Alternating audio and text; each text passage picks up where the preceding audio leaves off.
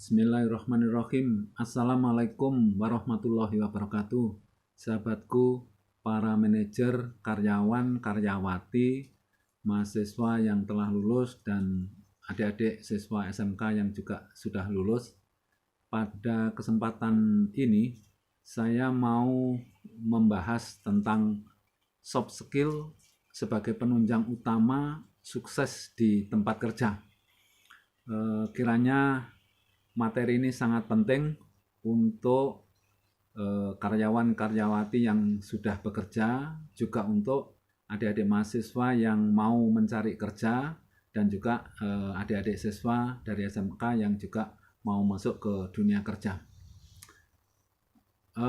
Materi ini sudah atau telah disesuaikan dengan Surat Keputusan Menteri Ketenagakerjaan Republik Indonesia nomor 234 tahun 2020. Tentu materi ini juga sudah saya kembangkan dan saya perluas untuk memenuhi kebutuhan di tempat kerja. Pemahaman bedanya soft skill dan hard skill. Banyak dari kita masih belum paham apa bedanya soft skill dan hard skill. Soft skill adalah keterampilan dan kemampuan dalam mengelola diri sendiri, mengelola orang lain, dan keterampilan mengkaitkan keberadaan Allah dalam setiap kejadian yang didukung dengan suara hati dan pikiran sehat. Definisi soft skill ini memang sudah saya kembangkan. Jadi aslinya soft skill adalah keterampilan atau kemampuan dalam mengelola diri sendiri dan mengelola orang lain. Tetapi pada kenyataannya ternyata untuk bisa melaksanakan atau untuk bisa memiliki kemampuan mengelola diri sendiri dan orang lain itu tidak bisa lepas dari keberadaan Allah, atau kita selalu mengkaitkan keberadaan Allah dengan setiap kegiatan. Jadi di sini penting saya tambahkan nanti bahwa soft skill ini termasuk di dalamnya adalah keterampilan mengkaitkan keberadaan Allah dalam setiap kejadian, dan tentu seperti tadi didukung oleh suara hati dan pikiran sehat. Soft skill sangat terkait dengan pola pikir, kemudian juga konsep diri kita, kemudian sikap dan perilaku kita sehari-hari, terkait juga dengan perasaan dan hati, dan yang terpenting ini nanti bahwa keterkaitan semua kegiatan kita dengan hal-hal yang terkait dengan spiritualitas, yaitu keberadaan Allah. Sementara kalau hard skill itu adalah kemampuan atau keterampilan yang bersifat teknis yang diperlukan di satu pekerjaan atau kegiatan. Contoh ya, seperti kemampuan administrasi, kemampuan teknik dan teknologi, kemampuan atau keterampilan mendesain, kemudian kemampuan berbahasa asing, dan ilmu-ilmu teknik yang lain. Hard skill sangat erat kaitannya dengan kecerdasan otak. Jadi banyak diberikan hal-hal yang terkait dengan kecerdasan, yaitu intelektual. Kemudian kebiasaan yang melekat, artinya terlatih setiap hari atau diulang-ulang. Kemudian juga masalah-masalah yang bersifat teknis dan fisik.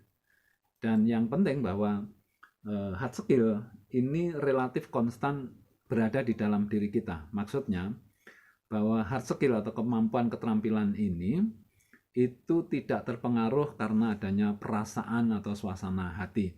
Jadi apapun kondisi perasaan kita, kondisi hati kita, itu hard skill tetap berada di dalam diri kita. Ya, jelasnya begini. Jadi kalau kita ini memiliki kemampuan komputer atau kita ahli komputer, jadi meskipun marah ya tetap ahli komputer. Kemudian kecewa juga tetap masih ahli. Tidak mungkin kemampuan keterampilan komputer itu begitu hilang manakala perasaan kita kecewa, itu tidak. Tetapi nanti yang namanya soft skill itu sangat terkait dengan perasaan. Nanti kita akan jelaskan di belakang. Sebelum masuk ke materi soft skill, maka ada prinsip-prinsip mendasar yang perlu kita pahami agar nanti kita lebih mudah masuk di ranah soft skill. Ya, jadi prinsip-prinsip mendasar ini harus kita pahami dan kita resapi dan kita betul-betul nanti bisa melaksanakan prinsip-prinsip ini sehingga nanti pada saat kita menguasai atau mau memiliki kemampuan soft skill itu tidak terlalu sulit gitu. Baik, yang pertama prinsip-prinsip mendasar itu adalah satu pertanyaan, apa tujuan manusia itu diciptakan oleh Allah? Jadi ini hal mendasar sekali karena dengan memahami untuk apa kita diciptakan oleh Allah ini, atau katakanlah tujuannya penciptaan manusia itu apa? Ya, kalau kita merefer pada ayat Al-Quran, yaitu firman Allah di dalam surat Az-Zariyat ayat 56, bahwa Allah berfirman, tidak aku ciptakan jin dan manusia kecuali untuk beribadah kepadaku. Nah pertanyaannya, ibadah seperti apa selama 24 jam sehari itu?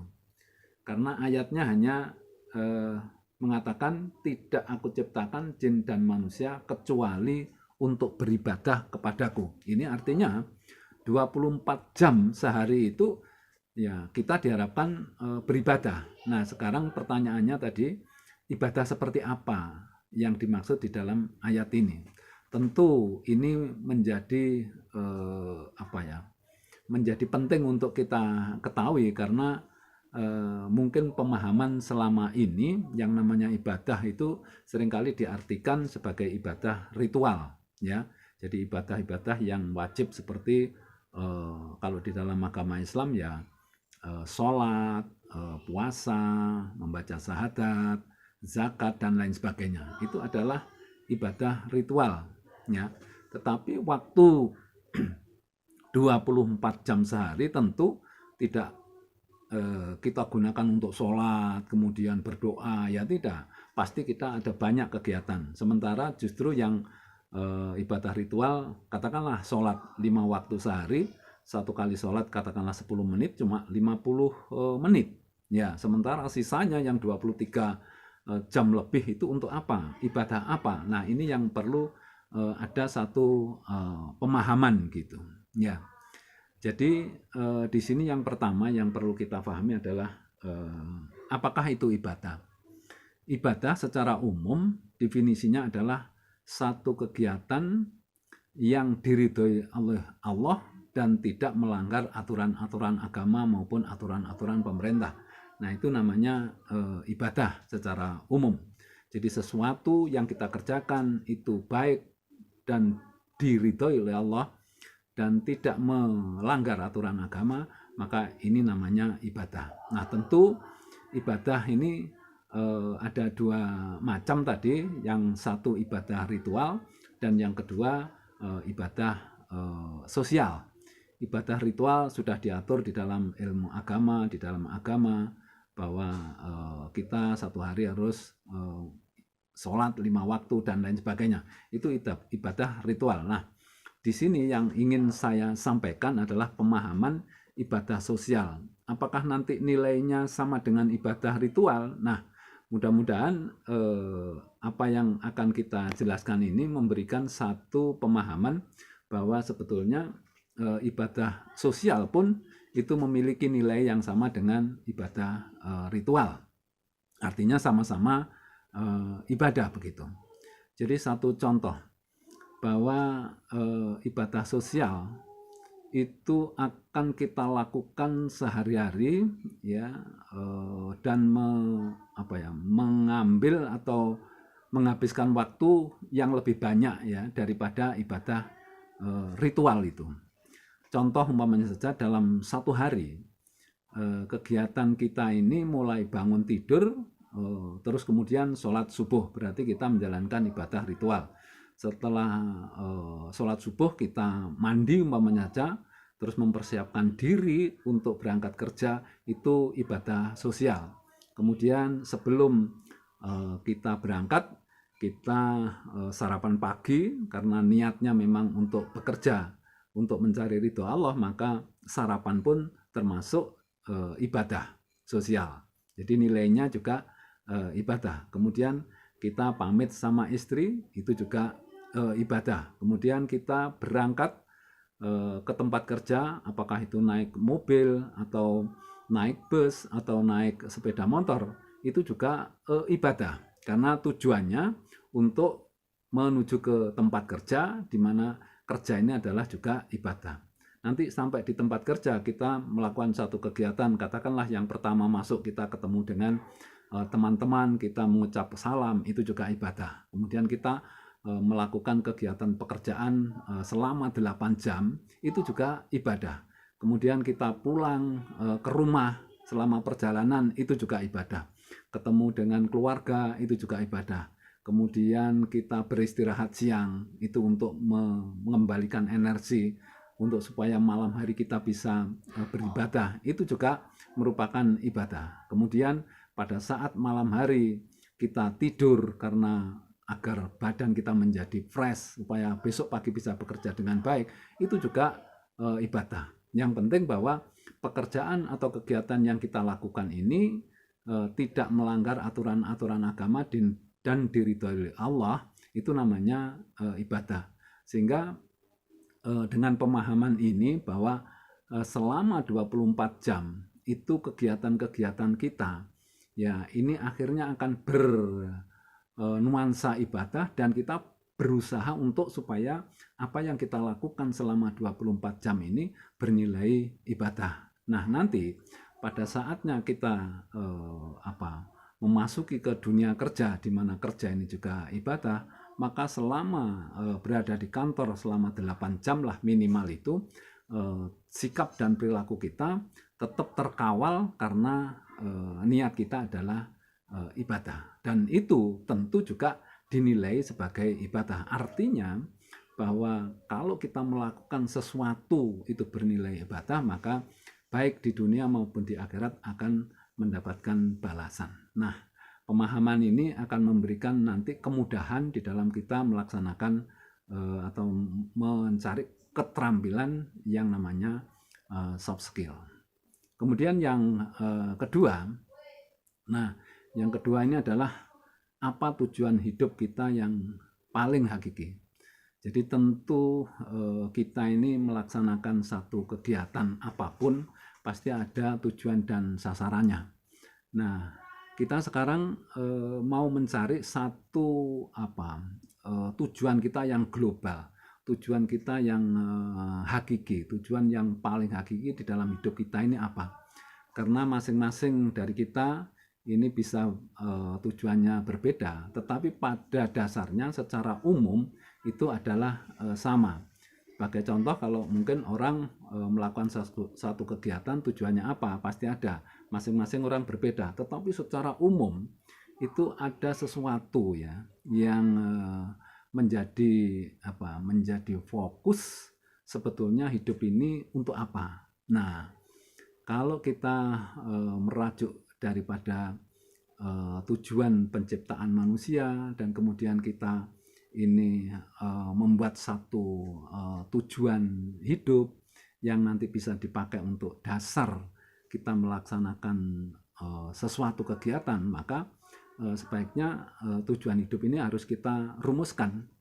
Ya, mungkin orang berbeda-beda ya di dalam pemikirannya, tetapi coba kalau kita kita rumuskan ini, saya yakin bahwa semua orang akan setuju dengan tujuan hidup ini ya.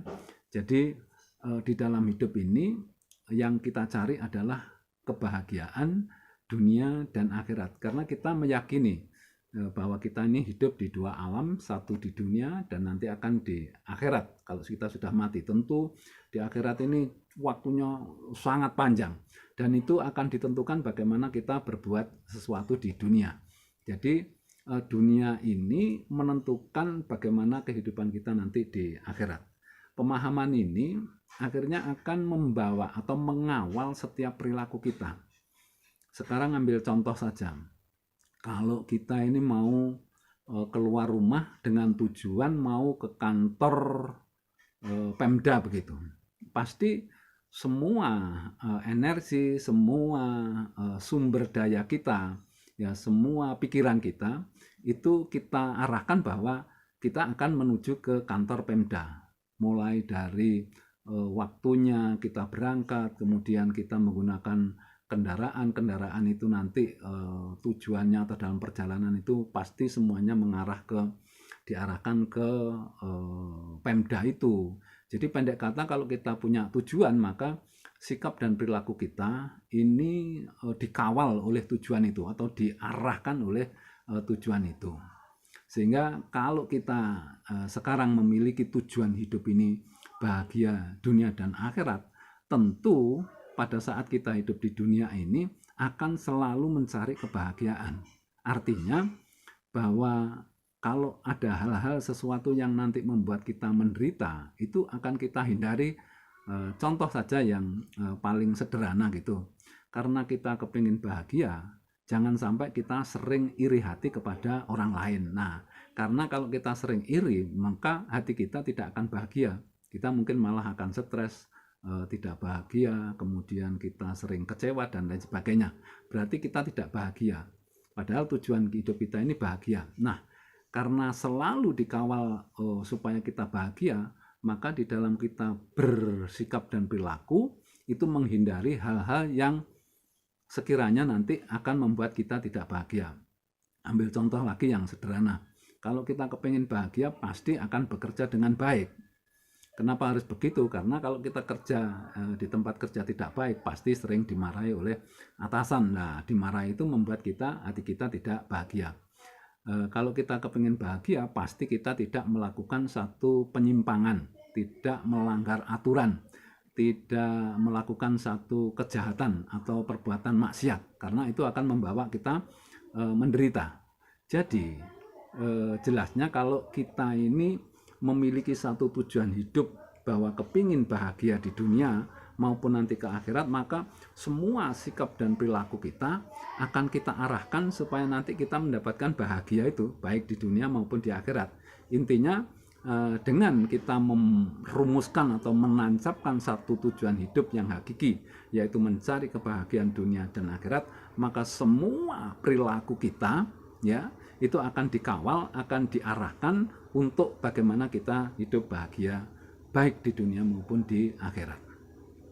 Kemudian yang ketiga, kita lihat ini gambar ini, itu ada semacam pusaran begitu, kemudian di tengahnya ada gambar atau tulisan Arab Allah, kemudian di pinggir-pinggirnya itu ada tulisan kejadian, teknologi, kemudian bisnis, proses, politik, kegiatan dan lain sebagainya. Ini sebetulnya dimaksudkan bahwa semua kegiatan yang kita alami yang ada di dunia ini tidak bisa terlepas dengan keberadaan Allah, ya. Jadi ini yang namanya tadi spiritualitas itu ini. Sehingga kalau kita melihat gambar ini itu bisa diartikan bahwa tidak ada kejadian di dunia ini yang tidak terkait dengan spiritualitas. Artinya tidak ada kejadian sekecil apapun yang tidak terkait dengan keberadaan Allah. Saya mau ngambil contoh yang sederhana saja. Kalau kita ini bergerak dari duduk ke berdiri, kan sederhana sekali, duduk, berdiri. Itu sebetulnya juga tidak bisa dilepaskan dengan spiritualitas, karena dari duduk ke berdiri itu memerlukan satu energi, peredaran darah, detak jantung harus bergerak, ya, kemudian kita juga harus bisa berpikir dan lain sebagainya. Nah, ini artinya ternyata untuk berdiri itu diperlukan satu energi, dan kita ternyata juga tidak bisa membuat energi itu sendiri. Ya, contoh tadi dari duduk berdiri, maka diperlukan aliran darah. Apakah pernah kita mengalirkan darah? Ya, jantung kita berdetak. Tapi apakah kita pernah menggerakkan atau mendetakkan jantung kita? Juga tidak.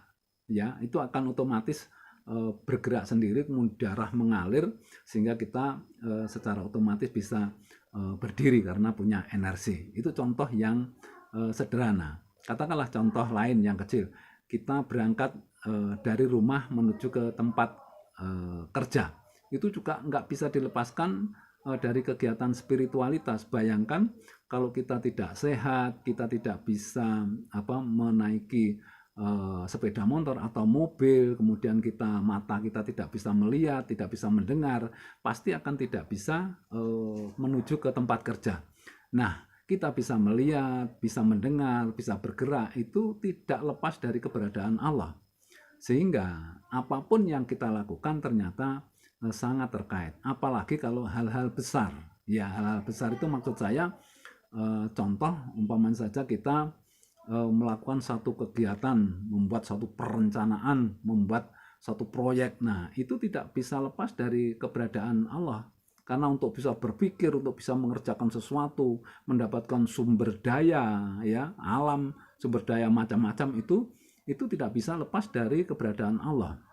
Allah akan memberikan, ya, Allah akan mengatur, Allah akan menentukan, ya. Jadi kita manusia ini sebetulnya untuk bisa melakukan satu kegiatan itu hanya diberi wewenang untuk berusaha saja karena kita diberi energi, diberi kekuatan dan lain sebagainya. Tapi semuanya masih masih terlibat keberadaan Allah ini, bahkan dominan gitu loh. Jadi kita bisa melihat, kita bisa berjalan dan lain sebagainya. Apalagi nanti kalau kita sudah mengarah kepada hal-hal besar, katakanlah memimpin perusahaan, memimpin satu kabupaten, memimpin katakanlah paling besar kita menjadi presiden, itu tidak bisa lepas dari kegiatan atau spiritualitas ini. Ya, jadi kurang pas kalau kita mengatakan atau ada ungkapan bahwa kalau kita bicara bisnis jangan dikaitkan dengan agama. Padahal agama ini banyak berbicara masalah keberadaan Allah gitu. Sehingga bisnis pun kalau sampai kita memutus atau tidak melibatkan Allah atau memisahkan, maka yang terjadi di dalam bisnis itu pun tidak normal, akan menabrak norma-norma agama dan norma-norma kehidupan. Contoh lagi, kalau kita bicara masalah politik, nah kalau politik itu dipisahkan dengan spiritualitas, maka yang terjadi kita akan menghalalkan segala cara, karena politik itu pada intinya adalah mengatur orang banyak, kemudian berusaha untuk mendapatkan satu kekuasaan, pengaruh dan lain sebagainya. Kalau itu dipisahkan dengan keberadaan Allah, maka yang terjadi adalah menabrak norma-norma, menghalalkan segala cara. Jadi intinya kalau kita paham betul bahwa semua kegiatan yang ada di dunia ini ya tidak bisa dipisahkan dengan spiritualitas. Kalau kita sampai memisahkan dengan spiritualitas, maka apa yang kita lakukan akan menabrak norma-norma agama dan norma-norma kehidupan. Nah, kenapa ini penting kita ketahui dulu? Karena nanti pada saatnya kita menjalani satu kehidupan bermasyarakat di tempat kerja, agar kita pandai, agar kita terbiasa untuk mengkaitkan satu kejadian semua yang kita lakukan ini dengan keberadaan Allah, sehingga apa yang kita lakukan nanti terkawal, ya, artinya bisa tidak menyimpang, tidak menabrak norma-norma agama dan norma-norma aturan. Itu mungkin untuk yang ini pemahaman spiritualitas ini.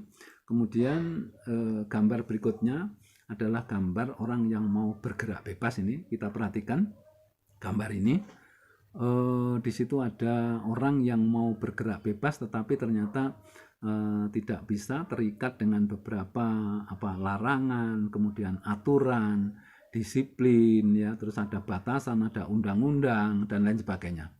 Ini memberikan gambaran. Kita harus paham ini dulu, ya. Jadi bahwa ternyata di dunia ini itu penuh dengan aturan-aturan gitu. Jadi kita tidak ada satu kebebasan. Jadi di dunia ini tidak ada yang bebas mutlak, itu tidak ada. Ya, coba jenengan cari itu. Ya, Anda sekalian mencari apa yang di dunia ini bebas mutlak. Tidak ada gitu. Mulai dari berjalan tidak bebas, kemudian duduk pun tidak bebas. Ya, karena duduk di muka orang tua juga tidak boleh, duduk di tengah jalan juga tidak boleh. Ya, kemudian melihat pun juga tidak bebas, mendengarkan juga tidak bebas. Ya, apalagi berbicara. Ya, tidak ada itu bicara yang bebas, itu tidak ada. Di mana ada kebebasan bicara? Tidak ada itu sebetulnya. Hakikatnya tidak ada gitu. Kalau kita bicara tidak baik, pasti banyak orang yang juga tidak senang, orang yang tersinggung, orang yang marah. Kemudian kita juga pada dasarnya, hakikatnya kita juga tidak bisa bebas berpendapat, itu juga tidak bisa sebetulnya. Ya, mungkin kalau undang-undang itu mengatakan bahwa kita bebas berpendapat, tetapi juga masih ada batasan-batasan ya. Kalau sampai pendapatnya itu membuat orang menjadi tidak baik, kemudian mempengaruhi orang menjadi brutal dan lain sebagainya, itu juga tidak boleh. Jadi intinya bahwa di dalam kehidupan ini tidak ada kebebasan mutlak gitu ya. Jadi di dunia ini tidak ada kebebasan yang mutlak. Ini perlu kita pahami. Kenapa? Supaya kita nanti di dalam soft skill itu banyak hal-hal yang terkait dengan sikap dan perilaku dan dengan perasaan ya attitude ya. Itu kalau kita paham bahwa kebebasan itu atau kebebasan mutlak itu tidak ada, kita akan hati-hati dalam bersikap. Jadi kita tetap mempertimbangkan keberadaan orang lain, kita mau berbuat sesuatu ini ada aturannya atau tidak, ya kita ini menyinggung perasaan orang lain atau tidak. Jadi kalau kita punya pemahaman ini tidak semau gue, tidak ada ya, di dunia ini yang bebas itu tidak ada. Jadi pasti ada aturan-aturan. Kalau di dalam Islam itu masuk ke kamar kecil saja ada aturannya, ya. Berjalan di muka orang tua itu juga ada aturannya, ya. Tidur pun juga ada aturannya ternyata. Jadi semua yang kita lakukan ini terkait dengan aturan. Jadi tidak ada yang bebas sama sekali. Ini untuk supaya nanti kita di dalam terjun di dunia kerja ini nanti kita akan hati-hati ya. Kemudian berikutnya adalah ya ini saya ulangi, dengan berpikir bahwa tidak ada kebebasan yang mutlak berarti kita selalu berpikir sebelum bertindak gitu. Kemudian pemahaman berikutnya adalah pemahaman bahwa adil itu justru yang berbeda ya. Jadi pemahaman ini kenapa sangat penting untuk menjadi dasar-dasar ya pemikiran kita, karena dengan memahami bahwa adil itu justru yang berbeda, kita akan bisa mengendalikan diri kita. Jadi mengendalikan rasa iri ya, karena ternyata kita ini diberikan sesuatu oleh Allah itu tidak sama ya, semua tidak sama gitu. Tetapi Allah Maha Adil. Jadi kalau kita bilang Allah itu Maha Adil, tetapi ternyata ini mungkin yang tidak pernah kita pikirkan bahwa ternyata Allah itu memberikan sesuatu kepada kita itu tidak pernah ada yang sama gitu. Coba cari apa yang diberikan Allah sama kepada kita. Semuanya berbeda. Mulai dari fisik kita sudah berbeda, mulai dari hidung, rambut, tinggi badan, berat badan, bentuk wajah dan lain sebagainya itu berbeda. Kemudian kita diberi rezeki, itu juga berbeda masing-masing orang. Kemudian kita diberikan jalan hidup juga berbeda.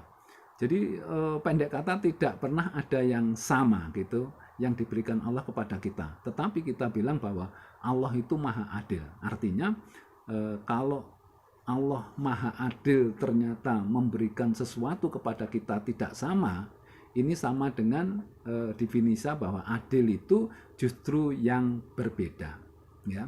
Jadi kita nanti harus memahami betul ini. Kenapa? Karena nanti pada perjalanan kita memasuki dunia kerja ya, untuk bisa mengendalikan diri kita itu, kalau paham betul mengenai adil itu justru yang berbeda, itu kita bisa mengendalikan rasa iri kita. Jadi kita tidak mudah iri ya, Karena nanti kita mungkin bisa saja masuk ke tempat kerja itu sama-sama, tahunnya sama, kemudian bagiannya sama, tapi perkembangan berikutnya 5 tahun, 10 tahun ini akan berbeda. Yang satu sudah jadi manajer, satu belum. Ya, itu kalau tahu bahwa adil itu justru berbeda, maka kita bisa memahami ya rezeki itu berbeda juga diberikan oleh Allah kepada kita gitu. Masing-masing orang berbeda rezekinya gitu, pangkat jabatan nanti akan berbeda. Oleh karena itu kalau kita paham bahwa adil itu justru yang berbeda, kita akan bisa menerima ya apa yang terjadi pada diri kita, apa yang terjadi pada nasib kita, kemudian apa yang terjadi di dalam kita mengarungi kehidupan ini ya.